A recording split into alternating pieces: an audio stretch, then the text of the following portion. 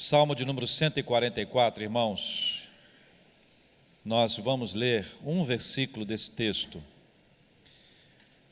É um versículo pesado. Nós vamos tratar hoje sobre um assunto difícil para nós. O que nós somos.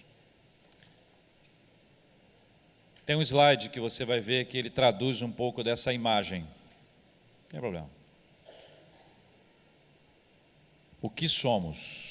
O que somos? Salmo de número 144, versículo 4. Leia comigo, por favor.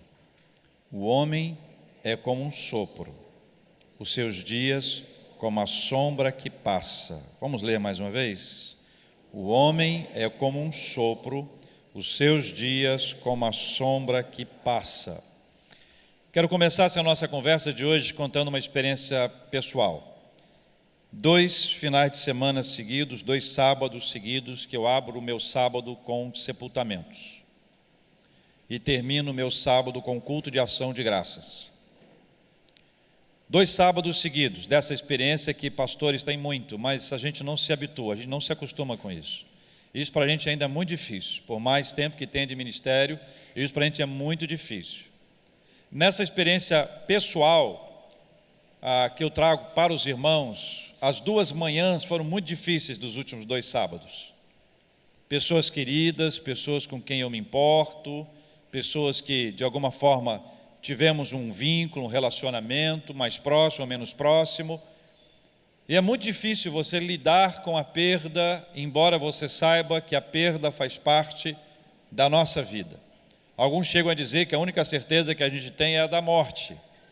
Eu não seria tão exagerado assim, tem outras certezas, mas essa com certeza é uma certeza, para ser bem redundante. Terminar o culto com ações do dia, com ações de graças é muito bom, mas nos 2 casos eu estava agradecendo pela vida de alguém. No primeiro sábado, pela vida de muitas pessoas que tinham passado por cirurgias do coração, em especial crianças. No segundo caso, agradecendo a Deus pela vida de uma pessoa queridíssima para mim, que completou mais um ano de vida, 85, está um garotão sensacional, o pai da Thalita, o sogro do Tiago e o avô do Nando. E lidar com a perda é muito difícil para nós.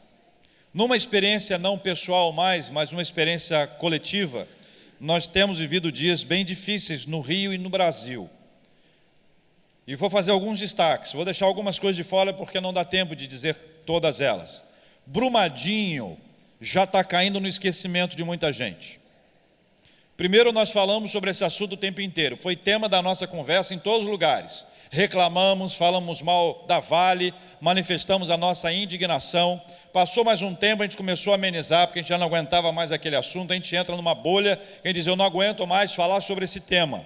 Quando nós pensamos que as pessoas continuam lá na expectativa de encontrarem os seus filhos, os seus pais, os seus amigos, as pessoas do seu relacionamento, a gente se coloca no lugar delas, a gente imagina como a dor para essas pessoas é difícil. Mas depois de termos vivido aquilo, nós vivemos no Rio uma noite, tarde, madrugada, um dia chuvoso. E nós nos deparamos mais uma vez com a realidade que a nossa cidade não está pronta para receber uma chuva. Chuva que acontece desde Noé para cá, mas nós não estamos preparados para isso. E vivemos uma noite, uma madrugada terrível. Várias histórias, eu vou citar apenas uma delas, para ser bem econômico aqui no meu tempo. A história das 2 pessoas ou 3 pessoas que estavam naquele ônibus na Niemeyer. O motorista consegue sair, aqueles 2 que lá estavam, jovens ainda, construindo a sua vida, ambos formados recentemente em direito, com a perspectiva profissional, relacional, pela frente, tiveram suas vidas impactadas por aquele deslizamento, resultado daquela encosta que ela estava, da má organização, enfim. Passado isso, nós acordamos numa sexta-feira de manhã, impressionados com uma história que parecia uma história de horror. Adolescentes com grande habilidade esportiva, com a perspectiva de um futuro profissional bastante importante, são acordados por alguns pelo fogo, alguns conseguem acordar, sair, pelo menos 13 deles saem imediatamente, 3 depois saem, que são levados para os hospitais, e 10 meninos morrem. Passado mais uns dias, um jornalista importante, radialista, de bastante influência, produziu uma comoção nacional raramente vista, raramente comparada.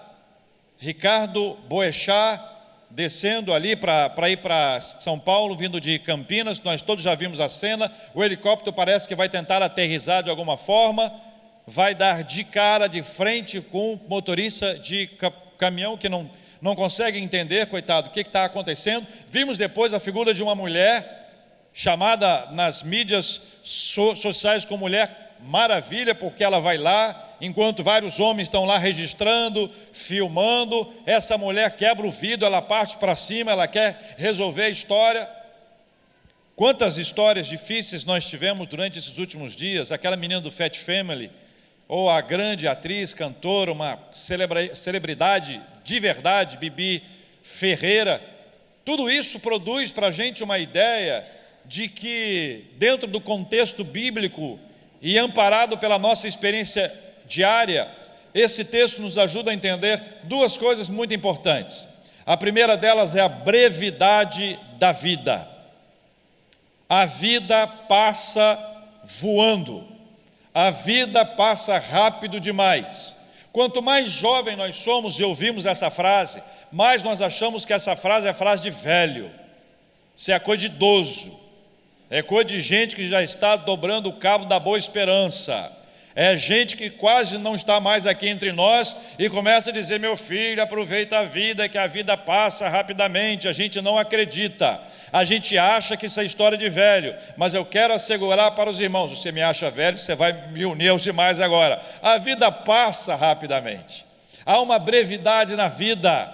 A vida é um sopro. A vida é um sopro. Numa hora você tem 10 anos de idade, está aprendendo muitas coisas, daqui a pouco você completa 15 anos, na hora que você olha para o lado você já tem 18, se você é homem vai para o exército ou não vai, se você é homem ou mulher você aprende a dirigir e tira a sua habilitação, daqui a pouco você entra para a universidade, você pisca o olho e está noivo, pisca o olho casa, pisca o olho e engordou. Não sei, reverendo, não sei o que aconteceu comigo. Eu era, mas quantas histórias eu já ouvi de irmãos dizer: pastor, antes de eu casar eu era magrinho. Está botando a culpa em quem? Na sua esposa? É a sua esposa? Não, reverendo, é a minha sogra, aquela miserável. Até isso ela fez comigo, ela me engordou. Eu já ouvi história da pessoa dizendo que a sogra engordou ele de propósito para ele ficar ruinzão, entendeu? E não sofrer concorrência. Já ouvi falar que tem mulher que faz isso também, não sei. Irmãos, a vida passa voando. Quantas histórias nós temos dos nossos colegas de infância, colegas de rua, quando a gente podia brincar na rua ainda naquela época, quando a gente podia jogar bola na rua, bola de meia, bola de gude, quando você brincava de boneca na casa da sua amiga, e você chegava em casa de madrugada, 10 horas da noite. A gente puxa os hinos e vai lembrando de períodos. Existem cânticos que me marcaram e que talvez tenham marcado a sua vida. Músicas que foram cantadas no passado e elas não permaneceram no passado, elas continuam na nossa vida. E quando alguém canta, a gente lembra. Nós temos a possibilidade de lembrar de coisas, tanto pela música quanto pelo cheiro. Aquele perfume que a pessoa passa e você lembra de alguém, lembra de um tempo. Passa rápido demais. A vida é muito breve. Há brevidade na vida. Uma segunda coisa que a gente aprende, que a Bíblia ensina, e a história, o nosso dia a dia comprova isso, é que a vida é finita. Se há brevidade da vida, há também a finitude de vida. Primeira vez que você se deparou com a morte de uma pessoa que você conhecia, e você descobriu que pessoas morrem, e você descobriu que pessoas jovens também morrem. Me lembro de um colega de sala, de escola, da 8ª série, 8º ano. E quando ele sofreu um acidente de ônibus, morreu ele, morreu a mãe, morreu o irmão, que era meu amigo também, e a irmã, que era linda. O pessoal chorou mais pela irmã, que era linda, do que pelos amigos.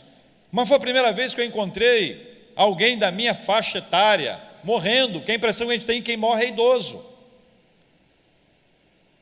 E quando você se depara com a finitude de alguém mais próximo de você, você tem que aprender a lidar com essa história, que a vida é feita de ganhos e perdas, e que você vai ter na sua vida esse encontro sofrido e difícil com alguém que você não pode ter mais ao seu lado, pessoas de quem você sente falta, pessoas que você gostaria que estivessem com você ao seu lado, mas elas não estão, e aí é preciso que você olhe para você e perceba que assim como as pessoas foram chamadas à presença de Deus, do nosso ponto de vista antes do tempo, do nosso olhar, nós também poderemos viver isso. Há brevidade na vida como há finitude na vida. E essa não é uma conversa filosófica, eu não sou filósofo e não quero filosofar, eu sou pastor, o meu objetivo é pregar o Evangelho e pregar a palavra de Deus. A Bíblia diz que a nossa vida é finita, o Salmo 144, versículo 4 que nós lemos: o homem é como um sopro, os seus dias como sombra que passa. Há brevidade e há finitude na vida. Marca a sua Bíblia onde você está. Agora abre comigo no Salmo 90, por favor. Salmo de número 90. Deixa marcado no Salmo 144, porque talvez você seja alguém do tempo que alguém pedia para abrir a Bíblia no meio e você abria Salmos. Mas depois botaram o hino, depois botaram os comentários. Tem tanta coisa que eu acho que se abrir no meio vai abrir aonde? Vai abrir aonde? Apocalipse? Não, Apocalipse não. Esse homem não é brincadeira. Salmo de número 90. Pode ler junto comigo, meninos e meninas? Minha versão é revista e atualizada. Senhor, Tu tens sido o nosso refúgio de geração em geração.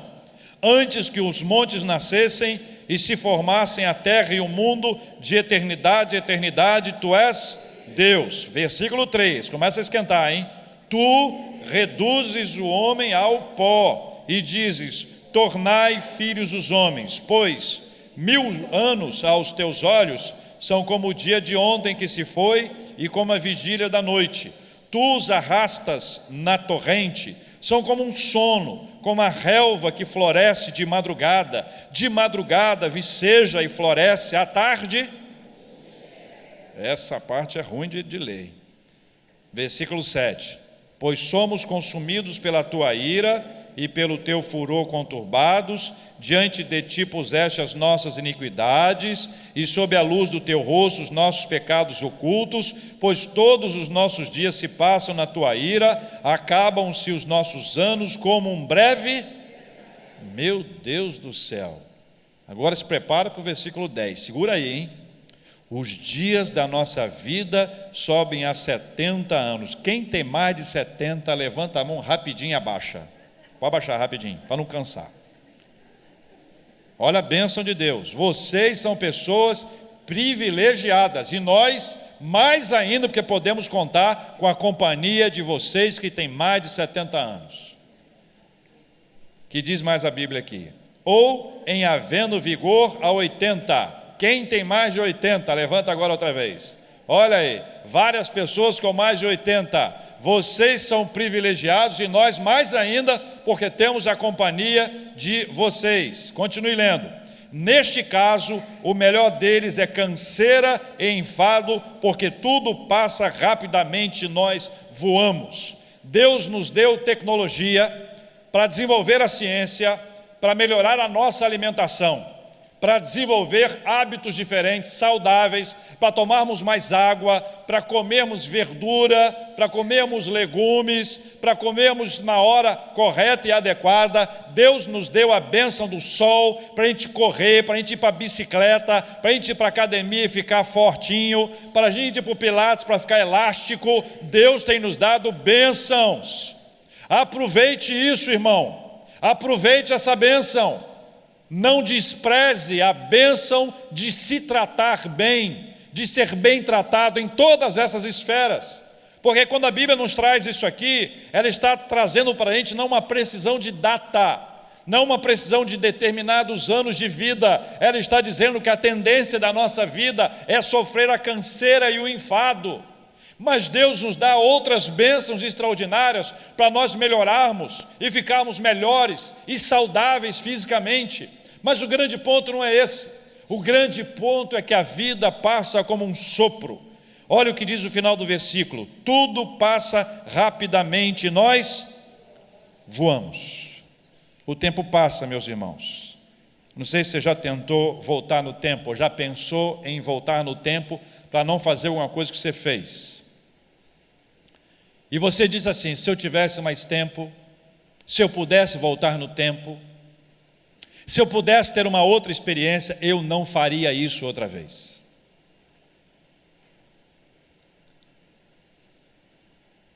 Volta no tempo e diga para aquele trabalhador da Vale: não vai trabalhar hoje.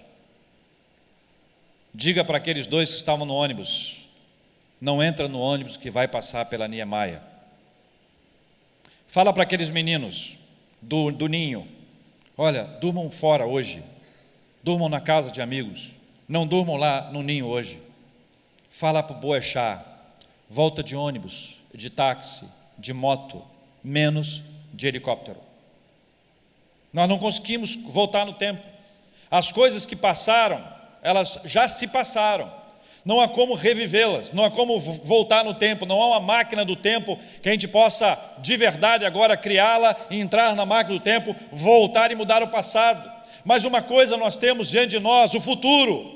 Diante de nós temos o presente, e nós podemos rever a nossa forma de viver, porque temos um Deus que nos dá a chance de recomeçar. Nós temos um Deus que nos dá uma chance de olhar para a vida de uma nova forma, de entender que os princípios estabelecidos pelo Senhor, eles são fundamentais para nós. Que embora nós tenhamos feito alguma coisa errada no passado, o Senhor nos leva a ter um encontro com arrependimento. O Senhor nos dá uma chance de mudança de vida. Nós podemos nos abraçar ao Senhor e na presença dEle clamar por misericórdia e graça. Aquilo que foi feito no passado foi feito, mas Deus pode mudar a história, até o entendimento daquela pessoa sobre aquilo que a gente fez com ela ou a ela no passado. A graça do Senhor se manifesta. O Evangelho de Deus, Ele nos traz a possibilidade de viver uma boa nova. É possível restaurar a nossa vida, viver um presente novo e um futuro maravilhoso na presença do Senhor.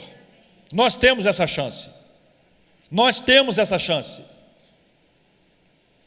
Tiago escreve uma coisa linda que eu queria que você levasse em consideração como um aprendizado para a sua vida.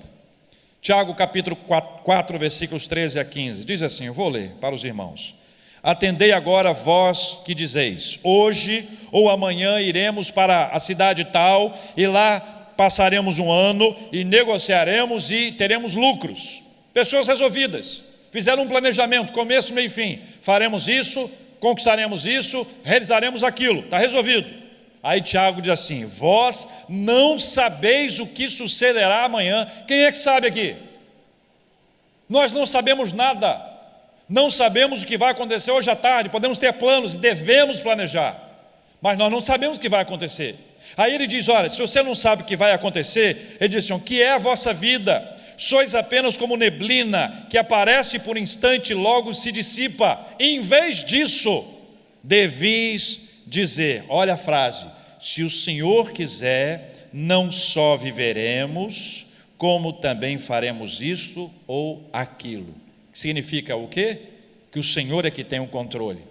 Se o Senhor quiser, o Senhor tem o controle, o Senhor é que tem o controle sobre todas as coisas. Coloque a sua vida na presença de Deus, peça a Ele condução, sabedoria, direção, orientação. É isso que a Bíblia nos ensina. Nós não sabemos o que vai acontecer amanhã, podemos estar aqui alegres, saltitantes, felizes, pulando, com alegria, celebrando na presença de Deus, como podemos enfrentar qualquer adversidade e não estar mais aqui.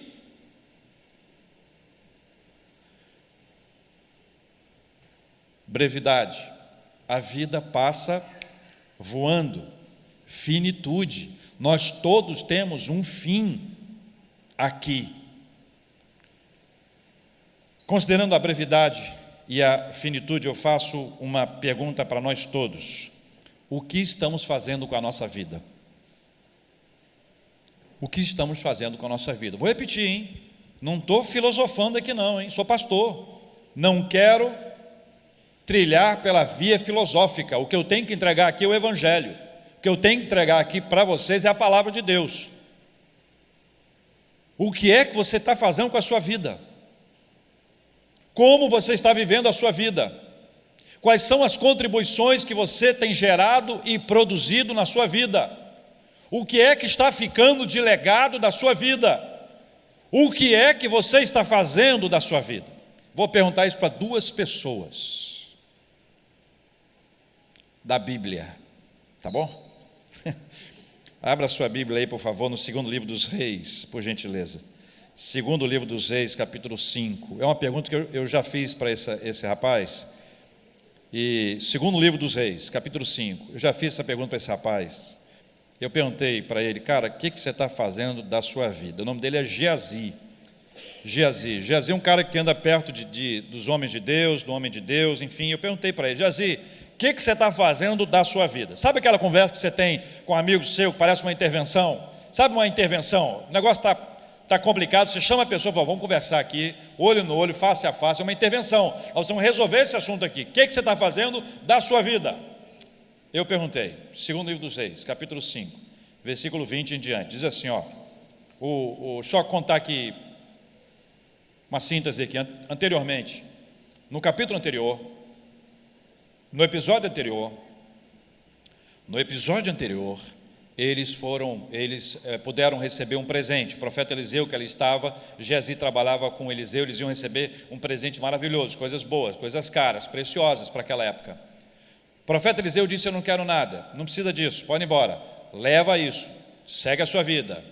O cara foi curado de lepra, vai adorar a Deus, glorifica a Deus pelo que ele fez. Eu não quero nada que você tenha para me oferecer, ou seja, nada que você possa me oferecer será maior do que aquilo que eu tenho. Eu já tenho Deus na minha vida, beleza?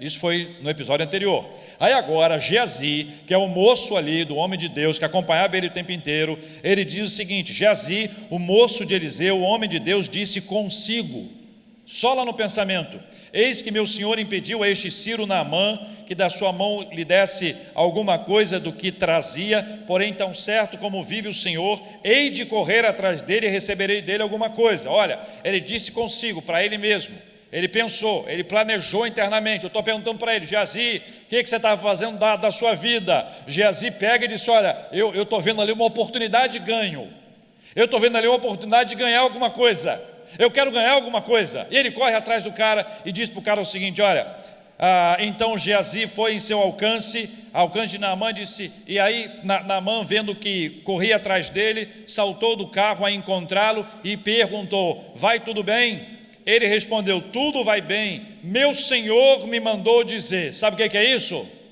Mentira! Sabe o que é isso? Sabe? Então responde para mim, o que é isso?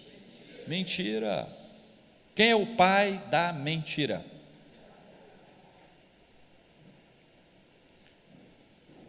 Ele respondeu, vai tudo bem, meu senhor me mandou dizer. Eliseu não tinha mandado dizer nada. Eis que agora vieram a mim 2 jovens, dentre os discípulos dos profetas, da região montanhosa de Efraim. O pessoal estava com necessidade, o pessoal está passando fome. Aí nós vamos dar uma ajuda para eles, dar-lhes, pois, 1 talento de prata e 2 vestes festivais. Aí o versículo 23, disse Naamã, ser servido tomar 2 talentos, estou com ele, amarrou 2 talentos de prata em 2 sacos, 2 vestes festivais, coisa cara, colocou ali sobre os 2 dos seus moços, os quais os levaram adiante dele. Isso tudo ele fez. Pensou, planejou e executou. Estou perguntando para ele, Geazi, o que você está fazendo da sua vida, Geazi? Ele está dizendo, eu estou armando uma parada, sinistra aí, cara, para poder ganhar uma grana, vou me dar bem nessa história, porque o meu objetivo é me dar bem na vida.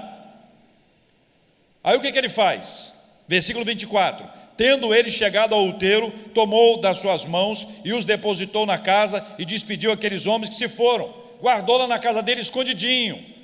Ganhou a parada e escondeu. Ele pegou aquilo que ele conseguiu absorver, ele não roubou, olha para mim, ele não roubou, ele não matou, ele mentiu.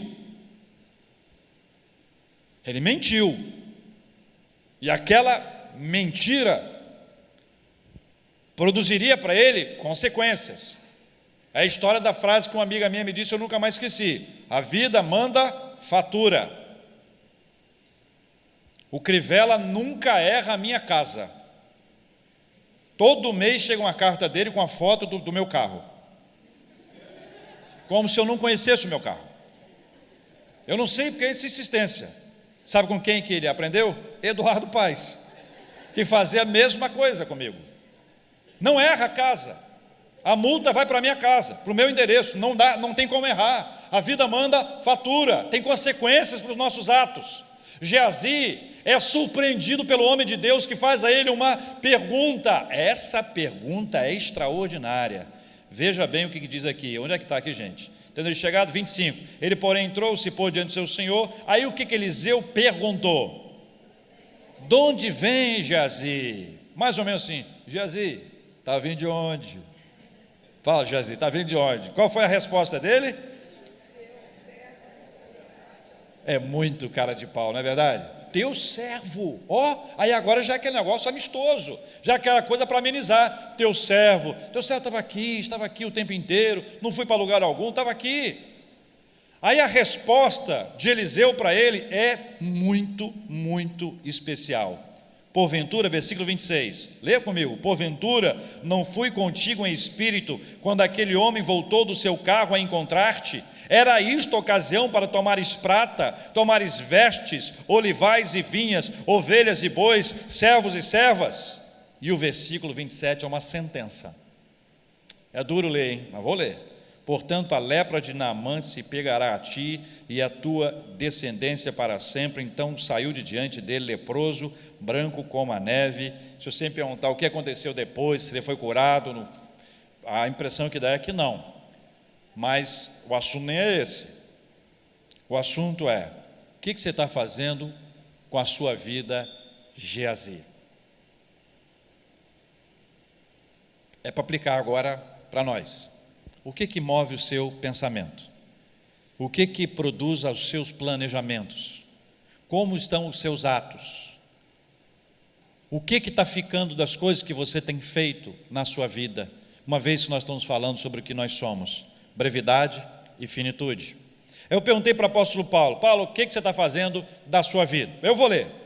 Ele respondeu assim: olha, alegrei-me sobremaneira no Senhor, que agora uma vez mais renovastes a meu favor o vosso cuidado, o qual já tinhas antes, mas faltava oportunidade. Digo isso não por causa da pobreza, porque eu aprendi a viver contente em toda e qualquer situação. Olha, eu tanto sei estar humilhado, como também ser honrado, de tudo em todas as circunstâncias. Já tenho experiência, tanto de fartura como de fome, assim de abundância como de escassez. Tudo posso naquele que me fortalece. Todavia fizeste bem, associando-vos na minha tribulação. O que significa isso? O cara é totalmente desprendido.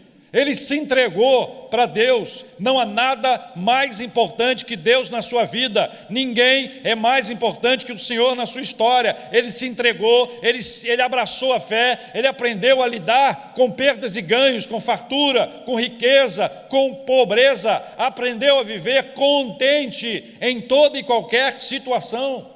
Gente, tem muita gente descontente hoje com coisa que não precisava estar descontente. Tem muita gente com muito mimimi, tititi, muito cri-cri. E eu olho para a vida do apóstolo Paulo e sei que ele é uma pessoa como você e eu, extraordinária, mas exatamente como nós dois, e ele viveu isso tão intensamente, ele se entregou, ele entendeu que maior era a questão que envolvia a eternidade do que essa questão da brevidade e finitude de vida. Ele sabia o quanto ele precisaria investir a vida dele, colocar-se aos pés do nosso Deus e Pai e ser usado pelo Senhor para pregar o evangelho para muita gente. Quantas pessoas foram alcançadas pelo apóstolo Paulo em vida? Quantas pessoas foram alcançadas pelas histórias que ouviram a respeito de Paulo? E quantos de nós fomos alcançados pela palavra do Senhor a partir de um texto do apóstolo Paulo? A reforma protestante aconteceu como resultado da inspiração do Espírito Santo de Deus na vida de Paulo. A reforma protestante que mudou a história da humanidade. A reforma protestante aconteceu como resultado da ação de Deus, da graça de Deus, do Espírito Santo de Deus, através da vida de Paulo. Nós precisamos produzir revoluções, repercussões, impactos espirituais na vida das pessoas com as quais nós temos o privilégio de conviver. Isso não é só para o pastor, isso não é só para o missionário, isso não é só para o líder, isso é para todos nós. Eu gosto de dizer isso, meus irmãos, porque é um privilégio que nós temos e que os anjos não têm.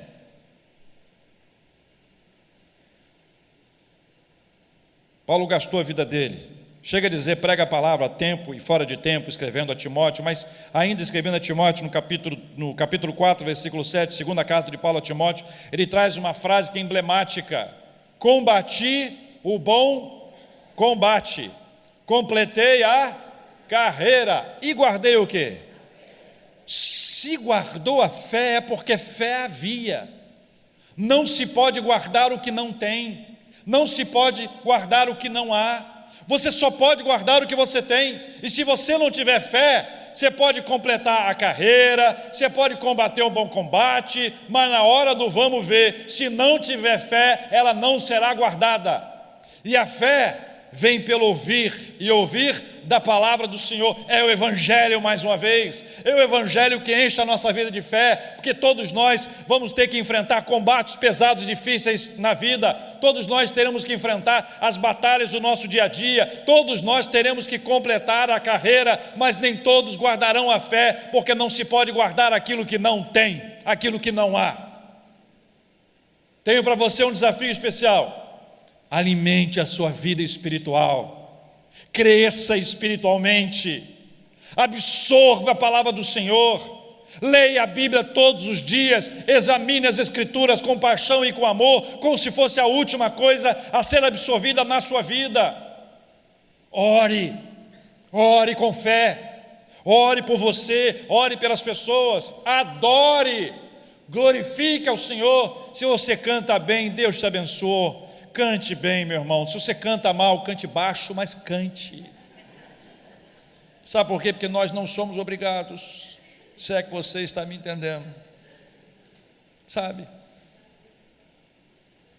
Estude a palavra.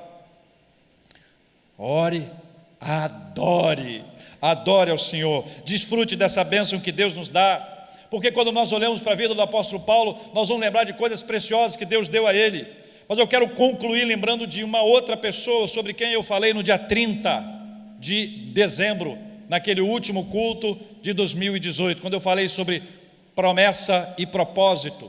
Eu lembrei aos irmãos que Deus fez a Abraão duas promessas, uma promessa em duas partes: a promessa de ter uma descendência e a promessa de ter uma terra. E Deus cumpriu a sua promessa, mas Deus deu a ele um propósito de vida. E eu disse para os irmãos que é o mesmo propósito que Deus nos deu hoje. Deus diz para ele: sê tu uma bênção. Nosso propósito de vida é ser uma bênção. Nós fomos chamados pelo Senhor para abençoar. Em Abraão ali, Abraão ainda, a bênção estava apontando para Jesus Cristo. Ele está falando de Jesus Cristo, que seria uma bênção para toda a humanidade, através de Abraão. Mas Abraão mostrou ser uma bênção na vida do seu sobrinho Ló. Quando aquela briga entre os seus servos aconteceu, ele disse para Ló: pode escolher o lado, Ló, para onde você quer ir? Pode escolher. E Ló escolheu o melhor segundo os seus olhos, e Deus disse que abençoaria todas as outras partes, as partes para onde o nosso irmão Abraão iria. Nós temos um propósito de vida: ser uma bênção, ser uma bênção, ser uma bênção, é um propósito de Deus na nossa vida. Recentemente, meus irmãos, eu fiz um atendimento pastoral. Nunca me ouviram falar de atendimento pastoral, a não ser esta única vez que eu vou contar aqui agora. Na rádio, eu recebo muitas mensagens de ouvintes dizendo que a pessoa conversa com o pastor no dia, no outro dia o pastor prega sobre aquele assunto. Essa semana, meus irmãos, uma pessoa me procurou. Sabe como é que a gente faz atendimento no nosso escritório?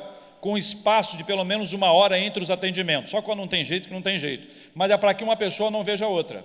Já pensou, você encontra lá no gabinete do pastor, aí sai uma pessoa com o olho fundo, chorando. Ih, rapaz, o que será que aconteceu?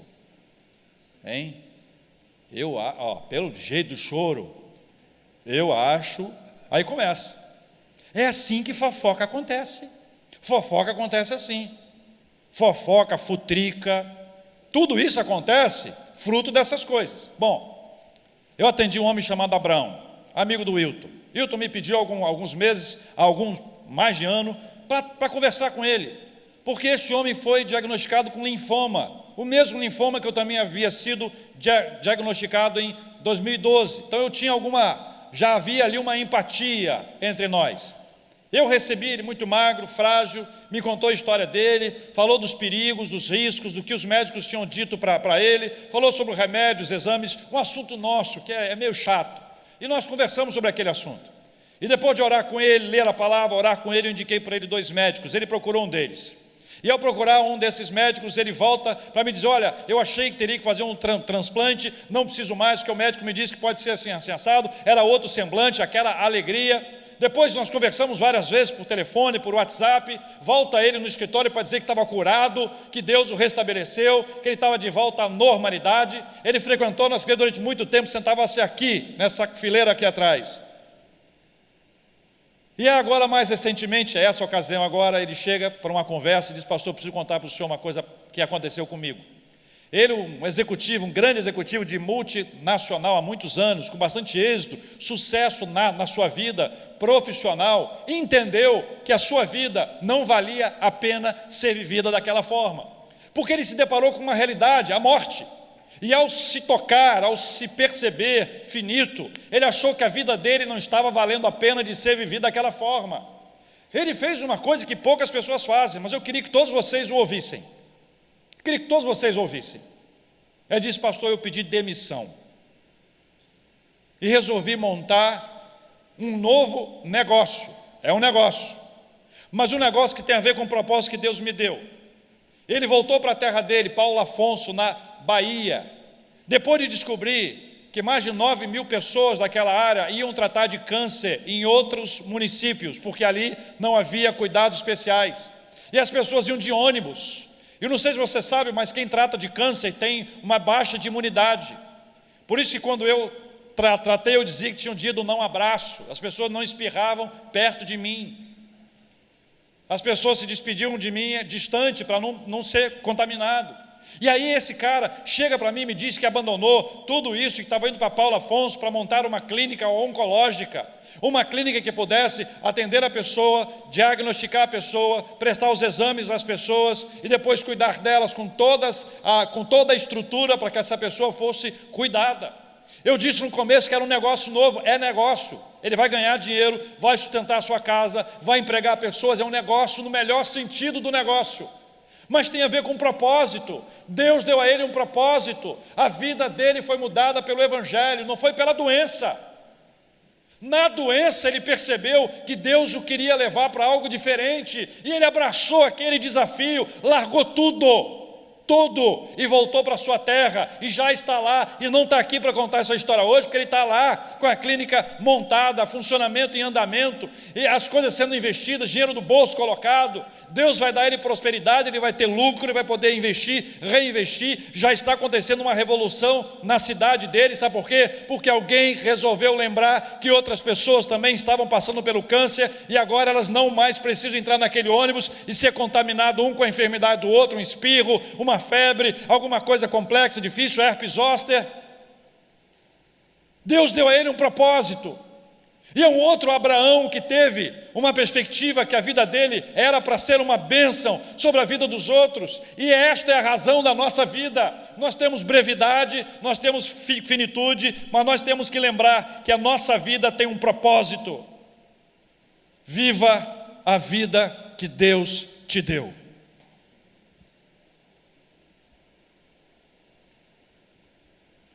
Dizem que se você fizer palavras cruzadas, você tem menor chance de ter algum problema mental, inclusive aquele. As pessoas vão fazendo.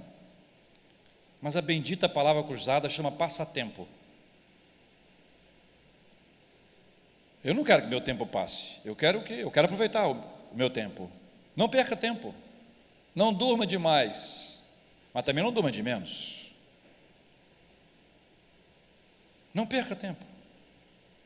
Priorize coisas importantes na sua vida.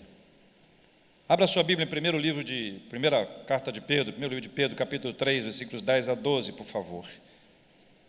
Quero pedir que a banda venha para cá, por gentileza. 1 de Pedro 3, 10 a 12. Tem até uma música com esse texto aqui, mas eu não sei cantar. É linda, linda, linda, linda, linda. 1 de Pedro 3, versículos 10, 11 e 12. Diz assim: pois quem quer amar a vida e ver dias felizes, o que está dizendo aí o texto? Refreie a língua do mal e evite que os seus lábios falem dolosamente. Olha aqui, hein? Preciso falar mais alguma coisa? Ó, meu Deus. Continua dizendo: aparte-se do mal, pratique o que é bom, busque a paz e empenhe-se por alcançá-la. Um pequeno parênteses aqui, olhe para mim. Sabe aquela pessoa que vocês tiveram uma briga e vocês não conversam, tá? Tem tempo. Que às vezes você diz, não, o tempo cura. E o tempo não curou. O tempo não cura. Gente, tempo não cura. Tempo não cura. Quebra o dedo e olha para o dedo e fala, dedo, o tempo vai te curar. Aquele dedo tortinho. Se não botar no lugar de novo.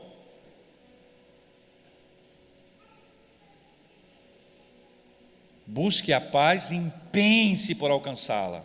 Que mais diz a Bíblia? Porque os olhos do Senhor repousam sobre os justos, e os seus ouvidos estão abertos às suas súplicas, mas o rosto do Senhor está contra aqueles que praticam males. Quem quiser amar a vida e ver dias felizes, refreie a língua do mal, evite que seus lábios falem dolosamente, aparte-se do mal, pratique o que é bom, busque a paz, empenhe-se por alcançá-la, porque os olhos do Senhor repousam sobre os justos, e os seus ouvidos estão abertos às suas súplicas, mas o rosto do Senhor está contra aqueles que praticam males. O que nós somos? O que nós somos? Brevidade e finitude. Nós não conseguimos brigar com o tempo e dizer eu queria que o tempo voltasse e não queria ter feito o que eu fiz. Não tem jeito, já fez, já fez. Mas nós podemos pedir perdão ao Senhor. Nós podemos reconhecer os nossos erros e pedir perdão ao Senhor, e às vezes perdão às pessoas. E nós podemos ver reconciliação. O tempo perdido do passado pode ser remido agora. Nós podemos aproveitar melhor o tempo do presente e do futuro, pedindo ao Senhor que nos dê graça, sabedoria e misericórdia sobre a nossa vida, sobre a nossa casa, a nossa família. Nós precisamos pedir ao Senhor que nos ajude a viver melhor os nossos dias hoje, melhorar a nossa agenda, correr menos e desfrutar mais daquilo que importa, daquilo que é valioso. Deixar um legado, é agora. Não se deixa legado na véspera. Não se faz uma herança no dia anterior à morte. Quero lembrar de novo do apóstolo Paulo. Combati o bom combate, completei a carreira. Como vai guardar o que não tem? Nós não sabemos da nossa vida. Não sabemos nada, como diz Tiago, não sabemos o que sucederá amanhã. Eu não sei se você não sabe, ninguém sabe de nada. Mas eu sei quem sabe. Eu sei quem sabe. Eu não sei o que vai acontecer amanhã, mas eu sei quem sabe.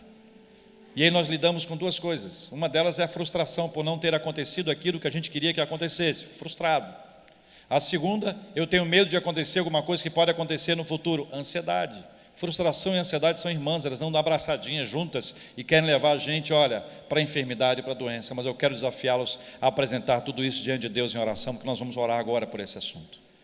Nós vamos pedir ao Senhor que nos abençoe, que nos ajude, que nos oriente, que nos dê um norte. Vamos pedir ao Senhor que nos governe de uma forma tal que nós possamos ter a convicção de que o tempo passa voando e que a vida tem um limite. E quando chegar o nosso limite, nós vamos estar prontos na presença de Deus. Essa música que nós vamos cantar aqui agora, ela fala do limite da vida de outras pessoas que não estão mais entre nós. Pessoas pelas quais nós choramos, pessoas de quem nós sentimos falta. Mas há uma certeza nessa música: um dia nós estaremos juntos no céu para sempre. Para quem? Para aqueles que combaterem o bom combate, para aqueles que completarem a carreira e para aqueles que guardarem a fé. Enquanto nós estivermos cantando, eu queria desafiar você a orar por esse assunto. Vamos cantar.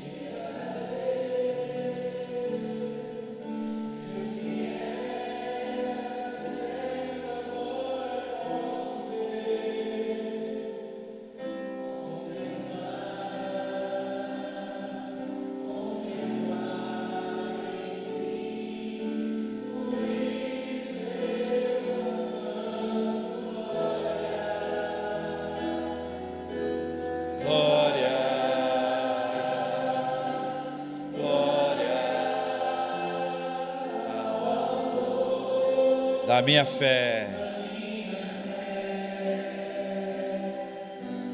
Glória, glória ao Autor da minha fé.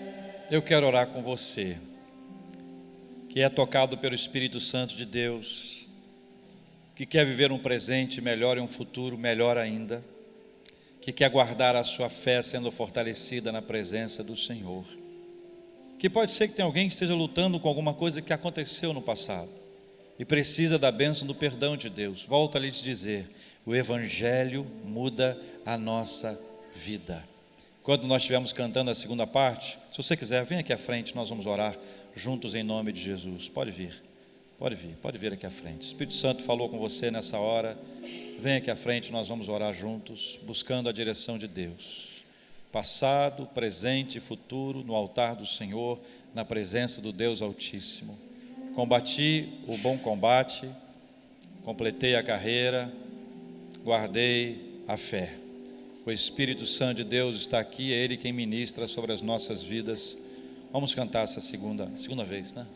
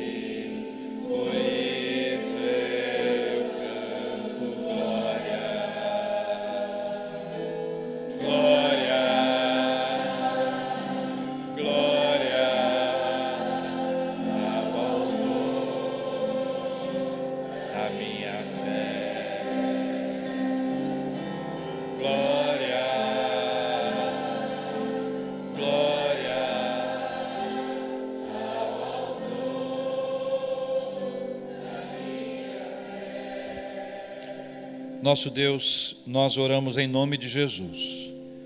Não teríamos acesso ao Senhor se não fosse por meio de Jesus Cristo, que veio ao nosso encontro para mudar a nossa história.